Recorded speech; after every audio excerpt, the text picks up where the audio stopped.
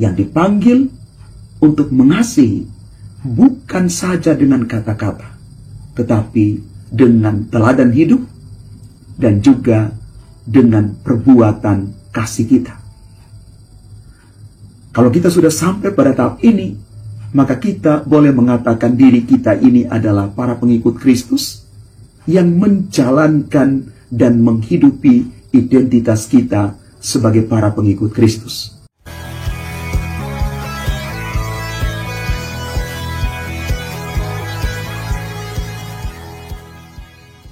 Salam Bapak Ibu, Saudara dan Saudari, sahabat-sahabat garam dunia yang terkasih. Selamat hari Minggu untuk kita sekalian. Dan hari ini kita bersama-sama memasuki hari Minggu kelima masa Paskah. Di dalam Injil Yohanes hari ini yang menjadi bahan permenungan kita, Yesus memberikan perintah baru kepada para murid dan juga kepada kita sekalian, yaitu supaya kita saling mengasihi. Aku memberikan perintah baru kepada kamu, yaitu supaya kamu saling mengasihi. Sama seperti aku telah mengasihi kamu, demikian pula kamu harus saling mengasihi. Dengan demikian, semua orang akan tahu bahwa kamu adalah murid-muridku, yaitu jika kamu saling mengasihi. Inilah pesan dari Yesus untuk kita semua. Inilah perintah. Kalau sesuatu itu dikatakan sebagai perintah, maka sifatnya adalah wajib atau harus, bukan pilihan, tetapi keputusan untuk mengasihi. Mengasihi seperti Kristus sudah mengasihi kita. Maka kalau kita mau mengatakan dengan jelas kepada diri kita sendiri, ternyata identitas Kristiani kita adalah semangat mengasihi, semangat cinta kasih itu yang kita maknai tiap hari dan kita bagikan kepada siapapun juga.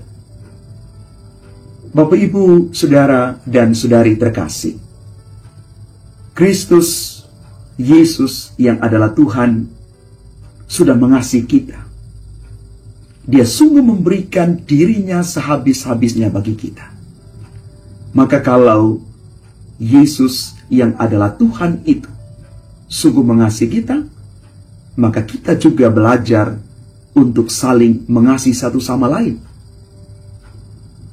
Memang tidak mudah untuk mengasihi orang yang berada di luar kita.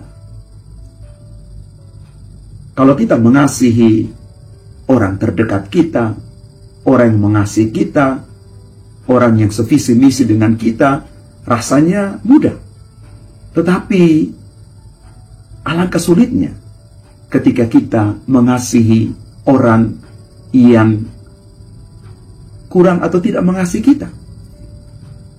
Atau juga kita diajak untuk mengasihi mereka yang dalam arti tertentu menjadi musuh kita.